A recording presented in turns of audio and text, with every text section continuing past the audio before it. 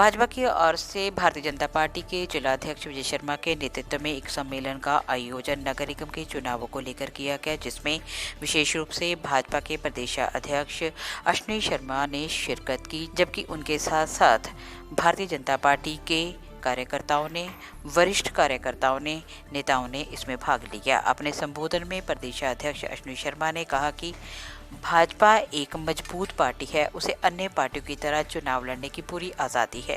उन्होंने कहा कि भारतीय जनता पार्टी नगर निगम के चुनावों में अपने 50 उम्मीदवार उतारेगी, जीतेगी, अपना मेयर बनाएगी और अपनी सरकार भी बनाएगी। उन्होंने केंद्र सरकार का पक्ष रखते हुए कहा कि केंद्र सरकार किसानों के हितों की रक्षक है, जिसके चलते उन्होंने ये कानून पारित किए थे और उन्होंने कहा कि बहुत जल्द किसानों को राहत मिलेगी, ऐसी उन्हें उम्मीद है।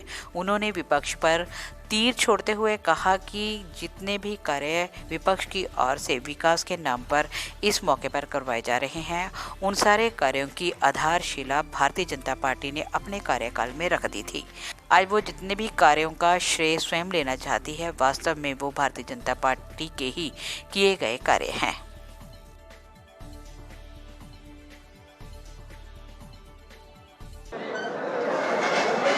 हर एक राजनीतिक दल ਨੂੰ चुनाव लड़न की आज़ादी है।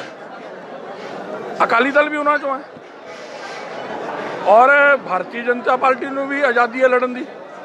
और मैनू लगता है कि भारतीय जनता पार्टी पठानकोट ਦੀਆਂ 50 सीटां लड़ेगी भी और एक बारी पुनः नगर निगम जी है पठानकोट के लोग भारतीय जनता पार्टी ਨੂੰ देंगे। कांग्रेस दावा करती है कि इस बार निगम जी है कॉरपोरेशन अपनी होगी उन्होंने। वो की कहन कि बीजेपी को ਅਸੀਂ हार जावांगे, की कहन।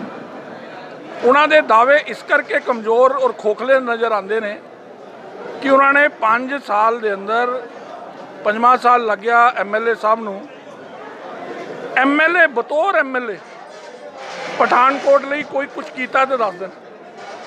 ਜਿਹੜਾ पैसा अज भी पठानकोट ਦੀਆਂ सड़कों ਤੇ ਟੈਲਾਂ और जगह जगह पुट नज़र आ रही है, केवल बीजेपी की नगर निगम नहीं चलन देनी।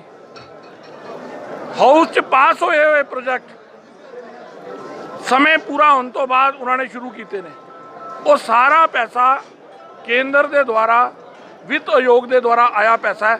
MLA साहब हिसाब तो देन ना, बतौर MLA पंजाब सरकार को कितना पैसा नगर निगम ने दवाया।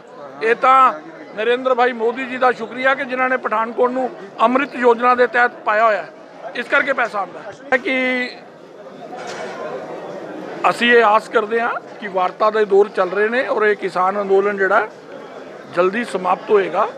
और पंजाब के अंदर असी एक राज्यपाल जी को भी मंग की है कि पंजाब के अंदर ऐसा वातावरण चुनाव लड़न वाला बनना चाहिए। सानू पंजाब पुलिस ऐसा वातावरण निष्पक्ष चुनाव होने सानू लग नहीं रहा। इस करके पहला माहौल जोड़ा वो ठीक होए, ਇਹਦੇ ਲਈ ਅਰਧਵਲ ਸੈਨਿਕ ਵੀ ਅਗਰ ਉਹਨਾਂ ਨੂੰ ਦੀ ਵੀ ਜ਼ਰੂਰਤ ਪੈਂਦੀ ਹੈ ਤੇ ਨਿਸ਼ਪਕਸ਼ ਚੁਣਾਵਾਂ ਲਈ ਉਹਨਾਂ ਨੂੰ ਉਹਨੂੰ ਬੁਲਾਉਣਾ ਚਾਹੀਦਾ ਚੁਣਾਵ ਆਯੋਗ ਨੂੰ। ਸੈਕਟਰ ਕਹਿ ਰਹੀ ਹੈ ਕਿ ਜਿਹੜੇ 2% ਕਿਸਾਨ ਨੇ ਸਿਰਫ ਉਹੀ ਧਰਨਾ ਦੇ ਰਹੇ ਨੇ, ਬਾਕੀ ਕੋਈ ਨਹੀਂ ਧਰਨਾ ਦੇ ਰਿਹਾ। ਪਰ ਪੰਜਾਬ ਬੀਜੇਪੀ ਕਿੱਥੇ ਨਾਕਾਮ ਰਹੀ ਹੈ ਸਮਝਾਉਣ ਦੇ ਵਿੱਚ ਕਿ ਜਿਹੜੇ 2% ਹੈ ਸਭ ਪੈਸੇ ਵਾਕਈ ਪੂਰੇ ਦੇਸ਼ ਨੂੰ ਖਾਂਦੇ। ਐਸਾ ਕਿ ਮੈਨੂੰ ਤੁਹਾਡਾ ਸਵਾਲ ਦਾ ਪਹਿਲਾ ਪਾਰਟ ਤਾਂ ਸਮਝ ਆ ਰਿਹਾ ਹੈ। पूरे देश के संदर्भ च गल हो रही है। जो भी कोई कानून बनता पूरे देश के संदर्भ च बनता है, लेकिन पंजाब की बीजेपी जां केंद्र की बीजेपी जां केंद्र की सरकार शुरू तो लैके हुण तक भी किसानों के मुद्दों नूं लैके बहुत संवेदनशील है। और वो संवेदनशील है तां देश का प्रधानमंत्री कह रहे हैं कि अगर कोई कमी अगर लगता है कि किसान के हित च यह गल रह गई है, इनू जोड़ लो, केंद्र सरकार है तैयार है पूरी तरह।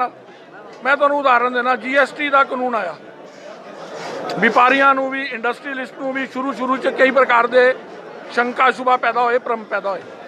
हूँ तक 43 अमेंडमेंट हुई हैं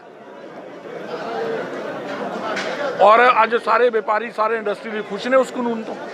अगर अंदोलन का उद्देश्य किसान है तो फिर समाधान के रस्ते बहुत ने। कानून व्यवस्था नूं लैके अपनियां शंकावां ਰਾਜਪਾਲ ਮਹੋਦय ਦੀ ਅੱਗੇ ਪ੍ਰਗਟ ਕੀਤੀਆਂ ਔਰ ਮੈਨੂੰ ਲੱਗਦਾ ਕਿ ਸਰਕਾਰ ਦੇ ਮੁਖੀਆ ਹੋਣ ਦੇ ਨਾਤੇ ਉਹ ਨਿਸ਼ਪਕਸ਼ ਚੁਣਾਵ ਹੋਣ ਇਹਦਾ ਪ੍ਰਬੰਧ ਜ਼ਰੂਰ ਕਰਵਾਉਣਗੇ।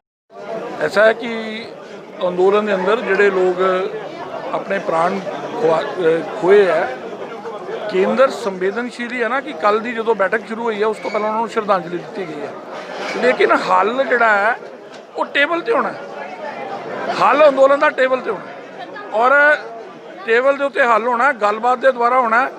और सवाल है कि कानून च अगर कोई कमी है तो उन्होंने ठीक कराओ ना, अंब चूपन नाल होना चाहिए या गिड़कां गिरन नाल होना चाहिए। किसान ਦੇ ਨੇਤਾਵਾਂ ਨੂੰ ਤੁਹਾਡੇ ਮਾਧਿਅਮ ਨਾਲ ਵੀ ਪ੍ਰਾਰਥਨਾ ਹੈ ਕਿ ਪੰਜਾਬ ਦਾ ਹਿੱਤ, ਕਿਸਾਨ ਦਾ ਹਿੱਤ ਜਿਹਦੇ 'ਚ ਹੈਗਾ ਟੇਬਲ ਤੇ ਬੈਠੋ। ਜਦ ਕੇਂਦਰ ਦੀ ਸਰਕਾਰ, ਦੇਸ਼ ਦਾ ਪ੍ਰਧਾਨ ਮੰਤਰੀ ਇਤਨੇ ਖੁੱਲੇ ਮਨ ਨਾਲ ਇਹ ਗੱਲ ਬਾਰ-ਬਾਰ ਕਹਿ ਰਿਹਾ ਕਿ ਜੋ ਕਿਸਾਨ ਦੇ ਹਿੱਤ 'ਚ ਹੈ ਲਿਆਓ ਮੇਰੇ ਕੋਲ, ਮੈਂ ਕਰਨ ਨੂੰ ਤਿਆਰ ਹਾਂ, ਤੇ ਵੀ ਉਹ ਗੱਲ ਸਮਾਪਤ ਹੋਣੀ ਚਾਹੀਦੀ ਹੈ। ਤੇ ਵਾਰਤਾ ਚੱਲ ਰਹੀ ਹੈ ਨਾ। ऐसा है कि ये तो जिन्होंने धरना दिता उन्होंने भी इस गल पर विचार करना चाहिए कि वो टेबल टॉक पर जा रहे हैं और उन्होंने जिन्होंने मुद्दों लैके उन्होंने अंदोलन शुरू किया, अगर केंद्र की सरकार उन्होंने एड्रैस कर रही है तो उन्होंने अपने अंदोलन के उत्ते विचार करना चाहिए।